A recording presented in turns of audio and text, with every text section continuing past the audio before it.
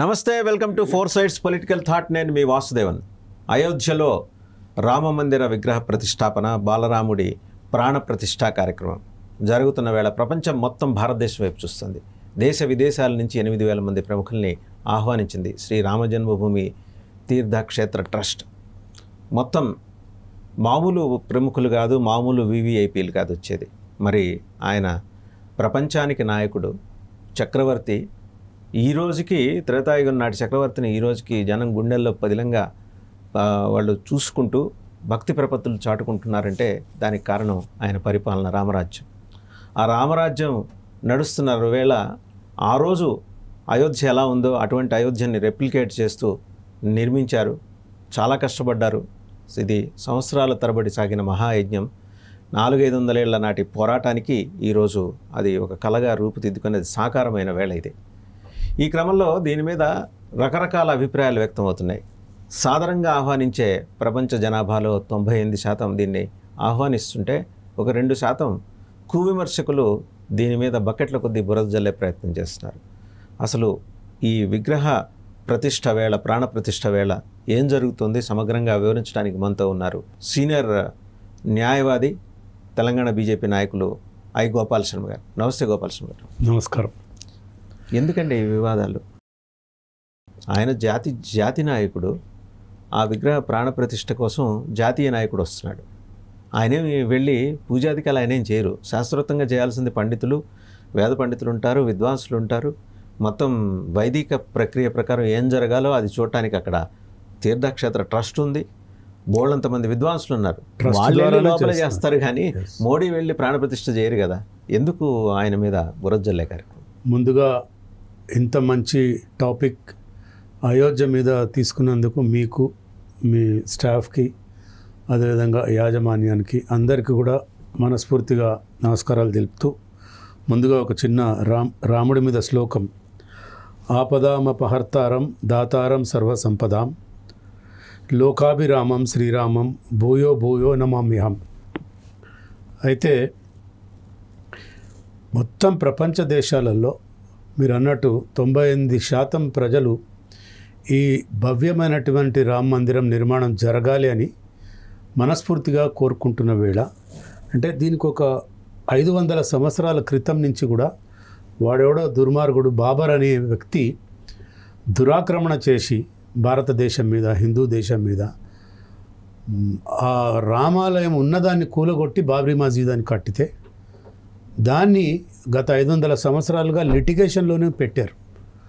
ఆ గత పాలకులు అనుకోండి, ఇప్పుడు ఈ 1947 తర్వాత కాంగ్రెస్ ప్రభుత్వం ఉంది, కాంగ్రెస్ వాళ్ళు అనుకోండి, లెఫ్టిస్టులు అనుకోండి, ఈ సూడో సెక్యులరిస్టులు అనుకోండి, వీళ్ళంతా కూడా ఏంటంటే రాముడు ఒక హిందువులకు సంబంధించిన వ్యక్తే, లేకపోతే ఒక పర్టికులర్ ఆర్ఎస్ఎస్కో బీజేపీకి చెందిన వ్యక్తి అని క్రియేట్ చేసి దీన్ని ఒక పెద్ద అదేదో సమస్యలాగా, ఉత్పాతంలాగా క్రియేట్ చేసి ఎన్నికలకు వాడుకుందాం అనుకొని చేస్తున్నారు తప్ప ఇంకోటి ఏం లేదు. ఇక్కడ ఏ విధంగా చూడాలంటే, ఇది అయోధ్య అనేది అనేక పోరాటాలు, ఆందోళనలు, తర్వాత ఉద్యమాల తర్వాత 500 సంవత్సరాల తర్వాత సుప్రీంకోర్టు ధర్మాసనం ఇచ్చిన తీర్పును అనుసరించి భవ్యమైన రామ మందిర నిర్మాణము, అది కూడా ఒక ట్రస్ట్ ద్వారా, ఒక ట్రస్ట్ నిర్మాణం చేసి ఆ ట్రస్ట్ వాళ్ళు కడుతున్నారు. వాళ్ళు కదా ఈ శ్రీరాముడి ప్రాణ ప్రతిష్ఠ చేస్తున్నాము రండి మీరు అని కేవలం మోడీ గారును, అమిత్ షా గారును పిలవలే. ప్రపంచవ్యాప్తంగా అనేక మందిని మీరు రండి ఈ ప్రాణప్రతిష్ఠ కార్యక్రమానికి, బాలరాముడు ప్రాణప్రతిష్ఠకి రండి అని చెప్పి పిలిస్తే దాన్ని కూడా రాజకీయం చేయటం అనేది అది కాంగ్రెస్కే చెల్లింది. ఈ లెఫ్టిస్టులు, కాంగ్రెస్ వాళ్ళు. మనం ఇక్కడ ఒకటి ప్రధానమైన విషయం సార్, మీకు తెలిసిందే, దక్షిణాదిలో మాదిరి ఉత్తరాదిలో ప్రభుత్వాల ఆలయాలను నడపవు, దేవాదాయ శాఖలు ఉండవు. అక్కడ ప్రధానమైన ఆలయాలు, మందిరాలు అవన్నీ కూడా ట్రస్ట్లే నడుపుతూ ఉన్నాయి. ఎక్కడ ప్రభుత్వ జోక్యం ఉండదు వాటిలో. ఇంకా మనకిక్కడ ఉంది కానీ దౌర్భాగ్యం తెలంగాణ, ఆంధ్రప్రదేశ్, అలాగే ఈవెన్ తమిళనాడు, అక్కడ ఇంకా అరాచకం. ఆలయాల ముందు పెరియార్ల విగ్రహాలు పెడుతుంటారు వాళ్ళు. అది వేరే సందర్భం. అక్కడ ఒక ట్రస్ట్, మీరు అన్నట్టు ఒక ట్రస్ట్ పూర్తిగా మహంతులు ఉంటారు, పీఠాధిపతులు ఉంటారు, సాధువులు ఉంటారు, పండితులు ఉంటారు, వీళ్ళందరూ కలిపి నడుపుతున్న ట్రస్ట్ అది. అయితే ఆ ట్రస్ట్ కూడా రాజకీయాలకు అతీతంగా ఏర్పడ్డ ట్రస్ట్ అది. వాళ్ళకి రాజకీయాలకు సంబంధమే లేదు అసలు. ఎవరు అధికారంలో ఉన్నా ఎవరు లేకపోయినా ఆ ట్రస్ట్ చేసే పనులు చేస్తూ ఉంటుంది. ఇప్పుడు ఎంత గొప్ప ట్రస్ట్ కాకపోతే వేల కోట్ల రూపాయలు స్వచ్ఛందంగా విరాళాలు ఇచ్చారు ప్రజలు వచ్చి. అనేక ఇండస్ట్రియల్ హౌసెస్ కూడా ఇచ్చారు, కామన్ మ్యాన్ కూడా ఇచ్చారు, ముస్లిమ్స్ ఇచ్చారండి. ఆశ్చర్యకరం ఏంటంటే సౌదీ రాజు లాంటి వాళ్ళు కూడా ఇచ్చారు, కానుకలు పంపించారు, చీరలు సారెలు. అసలు గత నెల రోజులుగా చూస్తుంటే అసలు ప్రతి రాష్ట్రంలో, ప్రతి గ్రామంలో, ప్రతి జిల్లాలో ఒక పండగ వాతావరణం నిర్మాణం జరిగింది. అటువంటి ట్రస్ట్ వాళ్ళు చేస్తుంటే కూడా దాన్ని వీళ్ళేదో రాజకీయం చేయటం అనేది వాంఛనీయం కాదు. ఇండి గ్రూప్ లీడర్సు రాజకీయ రంగు పులిమి, ఇదేదో బీజేపీ కార్యక్రమము, వాళ్ళు ఓట్ల కోసమే చేస్తున్నారు అనేది ప్రకటన మీరు చూసుంటారు. గౌరవపూర్వకంగా తిరస్కరిస్తున్నావట. ఏంటో ఆ గౌరవపూర్వక తిరస్కారం ఏంటో అంటే రాముడు అంటే భయమా? ఆ గౌరవం అని చెప్పబోతే రాముడు ఏమైనా ఆగ్రహిస్తాడని భయమా? అంటే ఈ మాట గౌరవపూర్వకంగా తిరస్కరిస్తున్నామని అంటే అర్థం ఏంటంటే 100 కోట్ల మంది హిందువులు ఆరాధ్య దైవంగా భావించే శ్రీరాముణ్ణి అపహాస్యం చేయడం తప్ప ఇంకోటి కాదు. I'm particularly telling this. ఈ కాంగ్రెస్ వాళ్ళు శ్రీరాముడిని కూడా అపహాస్యం చేసే రకాలు మనం చూసాం. మొన్న స్టేట్మెంట్ ఆయన దిగ్విజయ్ సింగ్ కాదు, దిగ్విజయ్ ఖాన్. ఆ దిగ్విజయ్ ఖాన్ ఏమన్నాడు, అసలు ఈ బాలరాముడి ముఖ చిత్రం అంతా మారిపోయింది. అంతకుముందు అప్పుడు బాబ్రీ మసీద్ డెమాలిషన్ అప్పుడు జరిగిన ఆ విగ్రహం, పాత విగ్రహం ఎటుపోయింది అని ప్రశ్నలు అడుగుతున్నాడు. నీకెందుకురా? ఆ విగ్రహం ఎటుపోయి ట్రస్ట్ వాళ్ళు భద్రపరుస్తారు కదా, అదేం తీసుకుపోయి చెరువులోనో సముద్రంలో పడారు కదా, అది ఉంటుంది అక్కడనే. ఇప్పుడు ప్రాణ ప్రతిష్ఠ చేస్తే కొత్త విగ్రహం పెడుతున్నారు, అంతే తేడా. దానికి కూడా దిగ్విజయ్ సింగ్ లాంటి వాళ్ళు, రాహుల్ గాంధీ లాంటి వాళ్ళు, మల్లికార్జున్ ఖర్గే, వీళ్ళకంతా బుద్ధి మాంద్యం, సోనియా గాంధీ ఎవ్రీబడి. వాళ్ళు మా ఖర్గే కొడుకు అయితే ఇంకేదో ఎక్కువ మాట్లాడుతున్నాడు, ఆ కర్ణాటకలో మినిస్టర్ ఇప్పుడు ఆయన. అంటే వీళ్ళంతా కూడా భయపడుతున్నారు. అసలు రామాలయం కడితే 400 సీట్లు వస్తాయేమో బీజేపీకి, మా పని అయిపోతుంది, ఇంకో 5 సంవత్సరాలు మేము కనపడకుండా అయిపోతాము అనే ఒక భయంతో ఇవన్నీ కూడా. ఇంకా ఘోరమైన విషయం ఏంటంటే కాంగ్రెస్ వాళ్ళు, మనం ఒక ఫేమస్ గాంధీ గారు ఉన్నప్పుడు ఒక భజన చేసేవాళ్ళం చిన్నప్పుడు, రఘుపతి రాఘవ, ఆ వర్డింగ్స్ కూడా చేంజ్ చేశారు. మీరు అనుమతిస్తే శ్లోకం చదువుతాను. అది రఘుపతి రాఘవ రాజారాం, పతీత పావన సీతారాం, సుందర విగ్రహ మేఘాశ్యాం, గంగా తులసి శైలగ్రామ్, భద్రగిరీశ్వర సీతారాం, జగత జనప్రియ సీతారాం, జానకి రమణ సీతారాం, జయ జయ రాఘవ సీతారాం. ఇంత మంచి భజనని కీర్తనని తీసుకుపోయి మధ్యలో గాంధీ గారు ఇంకేదో, నేను అనదలుచుకోలే, ఇంకేదో వాడు ఎందుకండి ఇవన్నీ? ఎవరిని మీరు అప్పీజ్ చేస్తున్నారు? సో ఇదంతా కూడా కాంగ్రెస్ ఒక కుట్ర. 1947 నుంచి కుట్రలు చేస్తూనే ఉంది, ఇప్పటికి కుట్రలు చేస్తూనే ఉన్నారు. సో వాళ్ళకి ఆ భగవంతుడు బుద్ధి ప్రసాదించాలి. మీరందరూ కూడా వెళ్ళి దండం పెట్టుకోండి, పుణ్యం కలుగుతుంది ఈ కాంగ్రెస్ వాళ్ళకి, ఇండి గ్రూప్ వాళ్ళకి, కమ్యూనిస్టులకి. ఇంకో విషయం చెప్తాను. ఆయన ఎవరు? ఏచూరి సీతారాం. ఆయన పేరులోనే సీతారాం ఉంది. బుద్ధి ఉండాలి ఆయనకి. ఈ రాముడి ప్రాణ ప్రతిష్టని వ్యతిరేకం చేస్తున్నాడు. సో నాకు తెలియగడుగుతాను సార్, ఇప్పుడు మీరు యూఆర్ ఎ సీజన్డ్ ప్రొఫెషనల్ అడ్వకేట్గా, రాజకీయ నాయకులుగా మీరు గడిచిన 3-4 దశాబ్దాలకు ఎంతోమందిని చూసుంటారు. నేను అడిగేది ఏంటంటే, సరే ఈరోజు ఈ మందిరంలో శ్రీరామచంద్రమూర్తి విగ్రహ ప్రతిష్టాపన జరుగుతుంది, దీనికి మీరు రారు. ఇఫ్తార్ పార్టీలకి, క్రిస్మస్ పార్టీలకి ఎలా వెళ్తారండి? మళ్ళీ టోపీలు అవి పెట్టుకొని, అలాగే అదేదో గౌన్లు వేసుకొని క్రిస్మస్ పార్టీలకి ఎలా వెళ్తారు? సంతోషంగా వెళ్తారు. ఇఫ్తార్ పార్టీకి పిలవకపోయినా వెళ్తారు. ఒకవేళ వాళ్ళు పిలవకపోతే వీళ్ళ ఇళ్లలోనే ఇఫ్తార్ పార్టీలు పెట్టి ముస్లిమ్స్ ఇన్వైట్ చేస్తారు. చేయండి, తప్పలేదు. అట్ ద సేమ్ టైం ఇటువంటి కార్యక్రమాలు కూడా చేయండి కదా. మందిరాలకు వెళ్ళండి, బొట్టు పెట్టుకోండి, హిందువులతో కలవండి, పూజలు చేయండి ఓపెన్గా. Why appeasement only Muslims? వాళ్ళ ఓట్ల కోసమే కదా మీరంతా చేసేది. ఎప్పుడైతే 1992లో బాబ్రీ మస్జిద్ డెమాలిషన్ జరిగి ఇప్పుడు రామాలయం అయితే కడతా ఉన్నారో, అది మా హక్కు, హిందువుల హక్కు అని ఎవరో చెప్పలే. పాకిస్తాన్లో కరాచీకి సంబంధించిన ఒక మాజీ మేయర్ ఆరిఫ్ హుసేన్ ఎంత చక్కగా చెప్పాడండి. అరే అది హిందువుల ఒక 100 కోట్ల మంది హిందువులే కాదు, ప్రపంచవ్యాప్తంగా ఉన్న అనేక కులాలు మతాలు కూడా స్వాగతిస్తున్నాయి. ఈ ఓవైసీ బ్రదర్స్కి బుద్ధి లేదు, వాళ్ళిద్దరు కూడా హిందూ రాష్ట్రంలో ఉన్నారు కాబట్టి సేఫ్గా ఉన్నారు.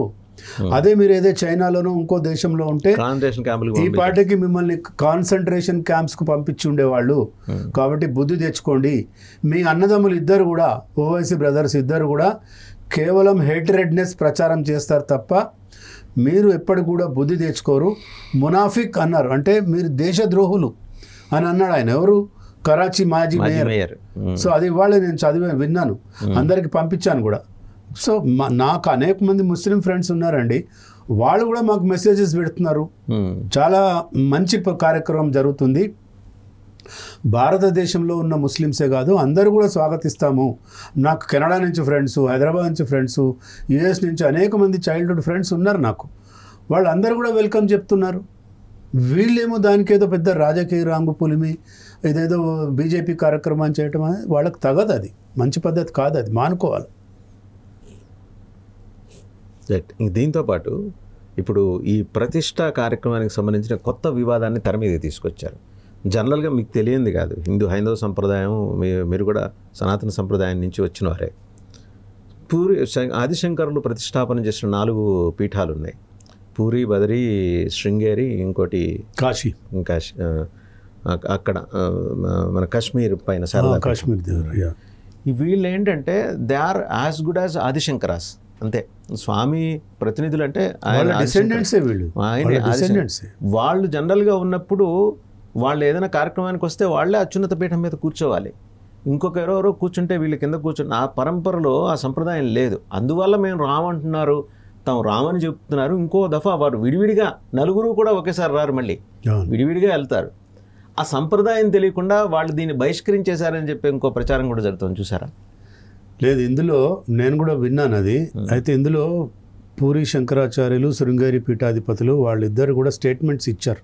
మీరు చెప్పినట్టే మాకు సమయం దొరికినప్పుడు వెళ్తాం తప్పకుండా, మేము ఎక్కడ కూడా రాము, దాన్ని బహిష్కరిస్తున్నామని ఎక్కడ అనలేదు వాళ్ళు.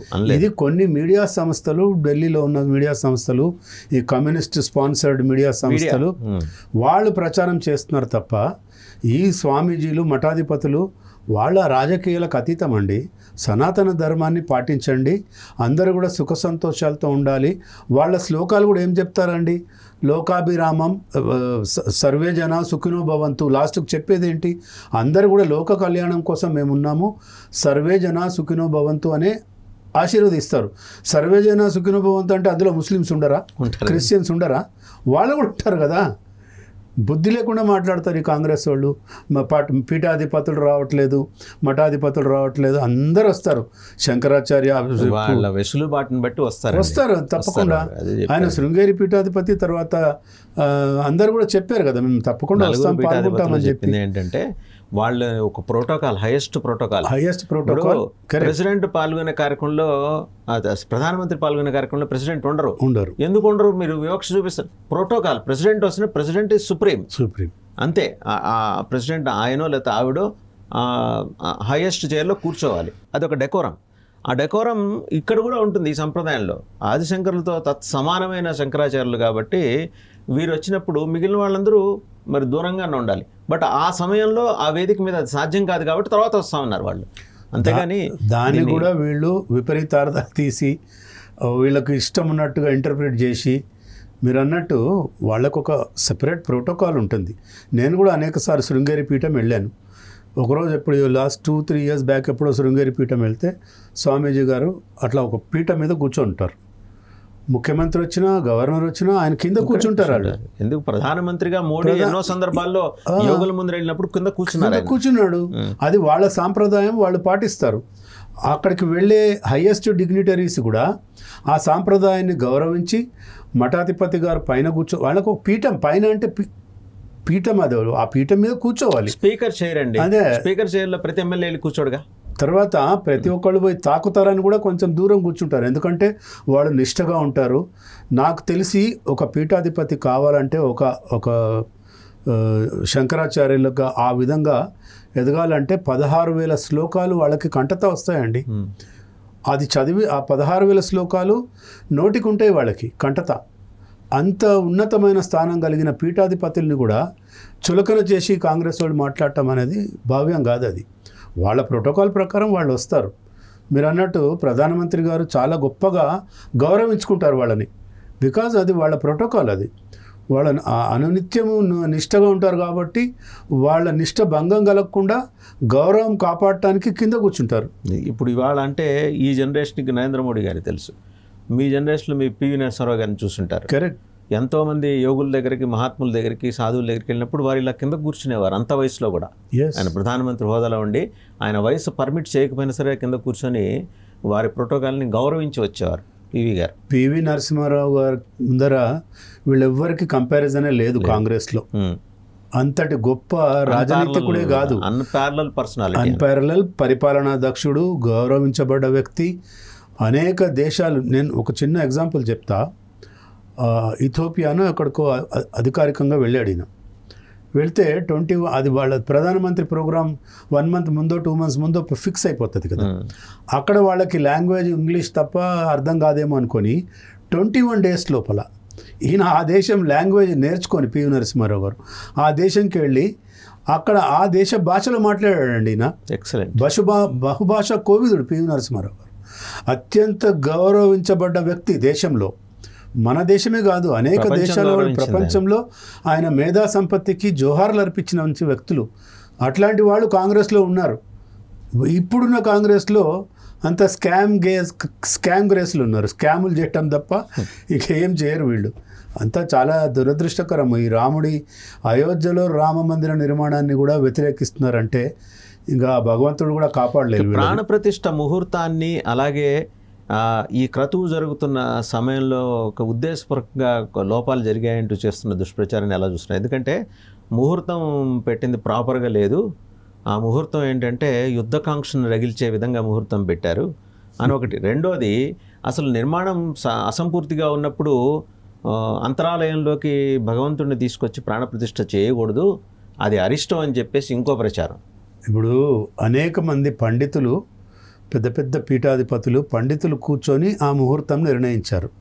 వాళ్ళకంటే మనకైతే తెలియదు, వాళ్ళకంటే గొప్పగా వీళ్ళకి తెలియదు కదా. ఏదో ఒక బురద జల్లాలా, బట్టగాల్చి మీద వేయాలా, అదొకటి. రెండోది, అసంపూర్తిగా ఏం లేదండి. ఆయన దానికి ట్రస్ట్ చైర్మన్ గారు మొన్న క్లారిఫికేషన్ కూడా ఇచ్చారు. ఆయన ఏం చెప్పాడు, బాలరాముడి ప్రతిష్ట గ్రౌండ్ ఫ్లోర్లో చేయాలి, అది మా నియమం కాబట్టి మేము చేస్తున్నాము. తర్వాత ఫస్ట్ ఫ్లోర్లో శ్రీరాముల వారు, సీతమ్మ వారు, లక్ష్మణుడు, హనుమంతుడు వీళ్ళ విగ్రహాలు ఫస్ట్ ఫ్లోర్లో పెడతాము. క్లియర్గా ప్రోగ్రామ్ కూడా ఇచ్చారు. జన్మస్థానం కదా సార్, బాలరాముడు కానీ ముందర చూస్తారు. అయోధ్య ప్రజలు ఫస్ట్ ఆయన చూసింది ఎలాగా నెలల పిల్లాడిగా చూశారు. అవును. సో ఇప్పుడు కూడా అలాగే చూస్తారు. ఆ రోజు అయోధ్య ఎలా ఉందో ఈ రోజు అయోధ్య కూడా అలాగే ఉండాలనే ఉద్దేశంతో ఇప్పుడు ఎంతో బృహత్తర కార్యక్రమం తీసుకొచ్చింది. 1000 సంవత్సరాల క్రితం కట్టిన గుడిలో బాలరాముడే ఉండేవాడు కదా. ఆ బాలరాముడి విగ్రహంనే తీసేసి వీళ్ళు బాబ్రీ మసీద్ కట్టారు 500 సంవత్సరాల క్రితం. బాబర్ వచ్చి ఒక దుర్మార్గుడు, ఆక్రమణదారుడు, దానికి కూడా విపరీతార్థాలు తీయటం అనేది మంచిది కాదు. అంతమంది పండితులు, ఈ పామరులకు ఏం తెలుసండి, పండితులు పెట్టే ముహూర్తాలు అన్నీ కూడా ఆలోచించి చాలా శాస్త్రోక్తంగా ముహూర్తాలు తీస్తారు. దానికి వీళ్ళు నోటుకొచ్చినట్టు ఇంటర్ప్రిట్ చేయటం అనేది కరెక్ట్ కాదు. అది రెండోది, ఇంకోటి కొత్తగా ఇంకో వివాదాన్ని తెర మీద తీసుకొచ్చారు. ఏంటంటే ఈ ఆలయ నిర్మాణం కనుక పూర్తయితే, అదే అంటే అయోధ్య రామాలయం ఓపెన్ టు పబ్లిక్ అయిన తర్వాత దేశం మొత్తం ఏంటంటే ఒక వైబ్రేషన్తో ఊగిపోతూ పరాయి దేశాల మీద దాడికి దిగే ప్రమాదం ఉంది. సో ముహూర్తం కూడా ఫిక్స్ చేసింది ఆ రకంగానే చేశారు అని. మీకు మళ్ళా ఒకసారి ఆ కరాచీ మాజీ మేయర్ చెప్పింది గుర్తు చేసుకుందాం. ఆయన ఏమన్నాడు, హిందువులు ప్రపంచంలో ఏ కమ్యూనిటీ కన్నా తీసిపోరు, వాళ్ళు most tolerant community is Hindus community అన్నాడు. మరి అట్లాంటి యుద్ధము ప్రేరేపించే విధంగా ముహూర్తం పెట్టారు, ఈ ముహూర్తం వల్ల యుద్ధాలు జరుగుతాయి అనేది మూర్ఖత్వం. వాళ్ళకి బుద్ధి ఉండి అదే మాట్లాడుతున్నారు. జరిగితే 500 ఏళ్ల క్రితమే జరిగి ఉండాలి జరిగి ఉండాలి కదా. 500 ఏళ్ల క్రితం జరగాలి, ప్రతి సంవత్సరం జరగాలి, జరుగుతూ ఉండాలి. ఇప్పుడు ఇంత పెద్ద సువిశాలమైన ఈ దేశంలో 130 కోట్లు 140 కోట్ల జనాభాలో 15% మైనారిటీని తీస్తే మిగతా అంతా హిందూసే కదా. మరి వాళ్ళు తలుచుకుంటే ఇప్పుడు ఇక్కడ మన దేశంలో 5 లక్షల గుళ్ళు ఉంటే 3,25,000 మసీదులు ఉన్నాయి. మరి నిజంగా హిందువులు ఆ యుద్ధమే వాళ్ళ లక్ష్యం అయితే 3,25,000 హిందూ మసీదులు ఎక్కడ కడతారు, మజార్లు ఎక్కడ కడతారు, ఈ దర్గాలు ఎక్కడొచ్చి ఉండేవి? రావు కదా. దానికేం చెప్తారు సమాధానం వీళ్ళు? మనము హిందూస్ అనేది టాలరెంట్ కమ్యూనిటీ కాబట్టి వాళ్ళు కట్టగలుగుతున్నారు అక్కడ. అదే మనం పోరాటమే లక్ష్యం అనుకుంటే వీళ్ళు అసలు కనిపించారు కదా. Very true. సో అది ఆలోచించి బుర్ర ఉండి మాట్లాడాలి వీళ్ళు. నోటికి ఏది వస్తే అది మాట్లాడటం అనేది భావ్యం కాదు. ఇప్పటికైనా నేను కోరుకుంటున్నా ఆ భగవంతుడు శ్రీరాముడు వీళ్ళకి, కాంగ్రెస్ వాళ్ళకి బుద్ధి ఇచ్చి జ్ఞానం ఇచ్చి రాబోయే కాలంలో అన్న మీరు వచ్చి సార్ రాముడిని దర్శించుకోండి, ఆ భవ్య మందిరంలోకి వెళ్ళండి, బుద్ధి తెచ్చుకోండి. అంతేగాని ఈ అనవసరంగా అదేంటి బురద జల్లద్దని చెప్పి నేను విజ్ఞప్తి చేస్తున్నాను. థ్యాంక్ యూ గోపాలకృష్ణ గారు, థ్యాంక్ యూ వెరీ మచ్. చూసాం కదా ఎటువంటి వివాదాలు చుట్టుముడతాయి అంటే సందర్భం చూసుకొని కాంగ్రెస్ ఎలాంటి కుట్రలు చేస్తుంది, అలాగే కమ్యూనిస్టు మీడియా ఎలాంటి దుష్ప్రచారానికి తెరలేపుతుంది అనే దానికి జరిగిన సంఘటనలన్నీ ఉదాహరణలే. అందుకనే ప్రతి ఒక్క సంఘటన మీద గోపాలకృష్ణ గారు క్లారిటీ ఇచ్చారు. అర్థం కాని వాళ్ళ కోసం క్లారిఫికేషన్ ఇచ్చారు. క్లారిఫికేషన్ ఆయన ఇవ్వాల్సిన అవసరం లేదు, కానీ అర్థం కాకుండా కన్ఫ్యూజన్ స్టేట్ ఆఫ్ మైండ్లో ఉన్న వాళ్ళ కోసం ఆ క్లారిఫికేషన్ ఇచ్చారు. వాస్తవాలు ఇవి, వాస్తవాలు తెలుసుకోండి. ఒక జాతీయ నాయకుడి విగ్రహ ప్రతిష్టాపన, ప్రాణ ప్రతిష్టాపన కార్యక్రమానికి జాతీయ నాయకుడు వస్తున్నాడు. దాంతోపాటు ఇంకో 8,000 మందిని పిలిచారు. వాళ్ళలో కాంగ్రెస్ వాళ్ళు ఉన్నారు, కమ్యూనిస్ట్ వాళ్ళు ఉన్నారు. విదేశాల్లో ఉన్న సౌదీ షేకులకి, సౌదీ రాజులకి లేని ఇబ్బంది మనకున్న ఈ కుహనా సెక్యులరిస్టులకి ఏంటి అంటే, రామ మందిర విగ్రహ ప్రతిష్టాపన కార్యక్రమానికి కనుక హాజరైతే కాంగ్రెస్ వాళ్ళు ఏమైనా మైలపడతారా? మైలపడితే వాళ్ళని శుద్ధి చేయడానికి అక్కడ మహంతులు ఉన్నారు, సాధువులు ఉన్నారు. సో రండి, మైలపడండి, తర్వాత వాళ్ళు శుద్ధి చేస్తారు. All the best to Congress.